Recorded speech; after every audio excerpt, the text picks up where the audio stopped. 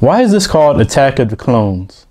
Like, the clones never attack and the clones don't really show up until the end. So why the hell is this called Attack of the Clones? This movie should have been called The Emergence of the Sith or something like that. That's what this movie's really about. It really should have been called The Phantom Menace, but you know, they saved that for the first movie, which takes place 10 years before this one.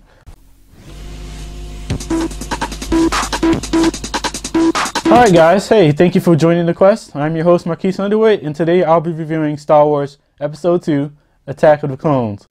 Now if you've been following my channel, you know that I'll be reviewing a Star Wars movie at least once a month. Now this movie is about Queen Amidala, who is now a senator because her reign ended, how there's a hit out for her life, and Anakin Skywalker and Obi-Wan Kenobi are sent as her bodyguards to protect her during this journey of her political strife to try and keep the Republic together and to not have these clone wars sent out to do the deed of the Jedi, because there's very few Jedi left and they just want to protect them. Also about Anakin and his love story to Padme, and about his relationship with Obi-Wan somewhat. I'm kind of iffy on this movie, to be honest. It's just as fun as I remember it being, but being older now, I kind of see a few flaws with it. Alright, so Anakin really in this movie, he's just a whiny bitch. There's no other way to put it. He whines and whines and whines. He's always whining about how Obi-Wan and the Jedis are holding him back from progressing and being his true self. Because in this movie, we really see the conflict of Anakin trying to have power just to protect himself and protect the ones he loves. He's always questioning Obi-Wan. He's always talking back, giving his 2 cents. Even when he first meet Padme, when she comes back, it was the first time Anakin and Padme seen each other in 10 years since the Phantom Menace. And even Obi-Wan has to remind him, you know, the Jedi, they don't fall in love. You have to keep that to yourself. Which, I don't know why the Jedi can fall in love. It's like some magical thing that George Lucas just came out of nowhere with. And even during their talk, we noticed something ironic where Obi-Wan says something like, "You're going to be the death of me," which is really ironic if you know what happens in the future films. They didn't mention that in the first one or episodes 4, 5, and 6. So I don't know why a Jedi can't love. You know, it's always some dumb shit with George Lucas, but hey. Alright, so there's this scene where this bounty hunter goes to another bounty hunter, because I don't know why the hell a bounty hunter goes to another bounty hunter, because that kind of defeats the purpose. But they go to another bounty hunter to get this job done. They put these little worms in this little flying hole thingy. It's sent to kill Padme, and Anakin and Obi-Wan sense it, they kill it. Then they jump out and follow the thing that had the worms, which leads them back to the bounty hunter they got sent for by the original bounty hunter. Yes, that really happened in this movie. But you know, that whole thing happens, the bounty hunter dies, and he gets shot with this thing that sends Obi-Wan on his own mission to find out where this bullet came from, because then he knows who was sent to kill Padme. Now there are some scenes between Palpatine and Anakin that are really like foreshadowing the future. Palpatine says stuff to Anakin like, "Soon you'll be the most powerful Jedi in person in the universe, and you'll be even stronger than Yoda." It's really foreshadowing the future and his plans. It's kind of making it obvious but not obvious at the same time. Obi-Wan runs across this planet which is taken off the map of the galaxy, but he finds it. And he's getting told this story about how this master came up with the plan to make these clones to help the Jedi. Obi-Wan says something like, "I thought this guy died 10 years ago," which would be the Phantom Menace. But if you go back and watch the Phantom Menace, they don't mention the name of this dude at all. So I don't know where the hell this guy came from. And then when Obi-Wan talks to the Jedi Council again, he says something like, "A little over 10 years ago, this guy died." So there's really some conflicting information going on within their own movie and script, which is kind of fucking up the storyline. So thank you, George Lucas, for that one. While Obi-Wan was on this whole planet trying to figure out who made his clones and who tried to kill Padme, Anakin and Padme, you know, by themselves trying to get to know each other, and they grow closer during this time period.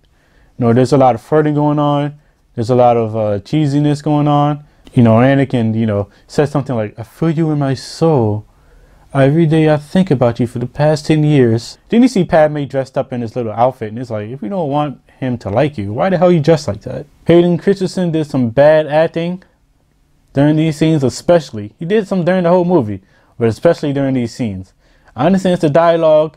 It's kind of hard to work with that, but I just did not believe him at all. I didn't really believe the relationship, to be honest. It felt kind of forced with the bullshit he was saying to the girl. Now we see Anakin having these nightmares of his mom. And so he feels he has to go back to Tatooine, which is where he's from, to see his mom. He sees his mom. She's basically died right in front of him because she got beat or whatever. And he goes out on his rage thing. He just starts killing everybody in the town. And he even admits to Padme that he killed the men, the children, and the women.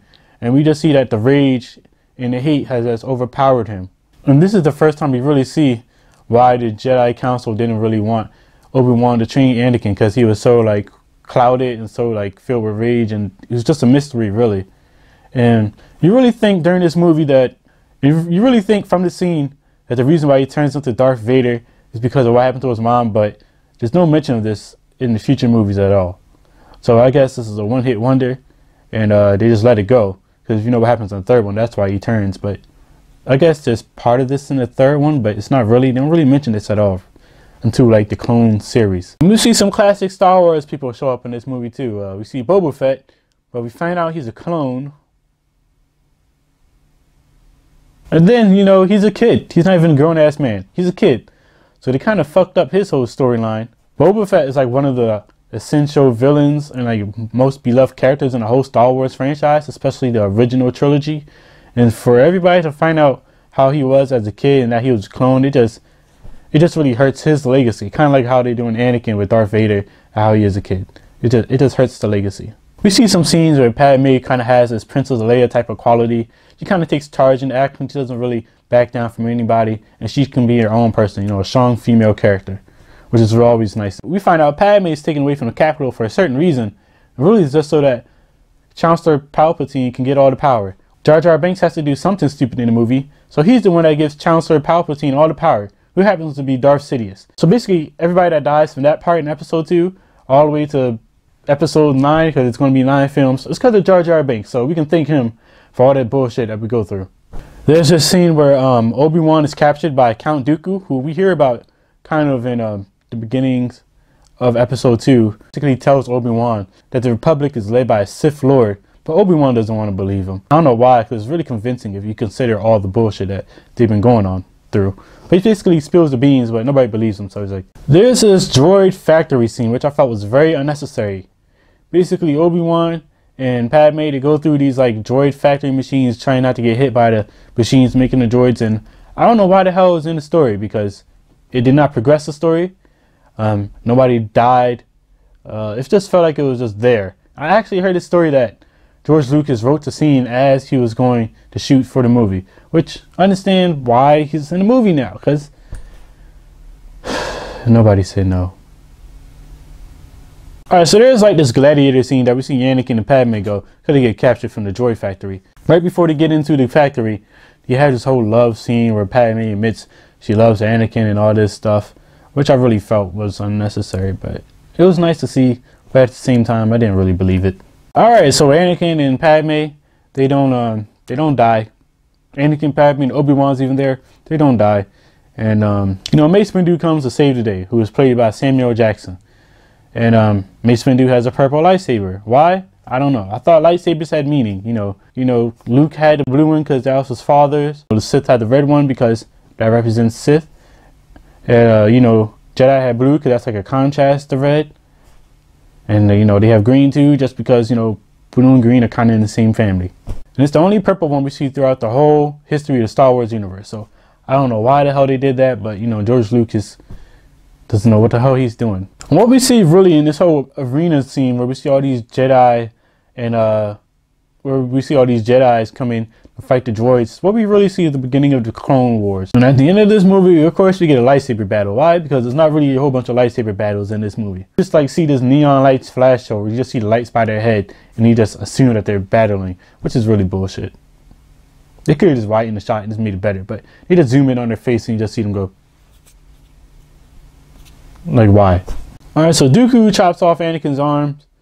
So Anakin now has a robotic arm. At the end of the film, we see Anakin and Padme get married, even though it's a secret. So what this movie really is just a love story. A bullshit ass love story at that. Still just as fun as I remember it being. As far as the whole Attack of the Clones title, it made no sense because that had nothing to do with this. The whole franchise, the prequel, should have started with this movie. It takes place 10 years after the Phantom Menace, so it kind of defeats the purpose in having a Phantom Menace. You could just started Anakin like this, call this shit the Phantom Menace, could have made the whole like Clone Wars series, the cartoon series, they could have made that shit episode 2 and left episode 3 the way it was, and it would have been a totally better sequel. Take out some of the romantic shit here that was corny, have some better lines. Hayden Christensen cannot really act. I didn't really believe him, but you know, he was funny to watch. I'll give him that much. Maybe get another guy to play Anakin, would have been better. Obi-Wan was fine. Padme, She was cool. But overall, I'm feeling like a C+ on this one, a 2.8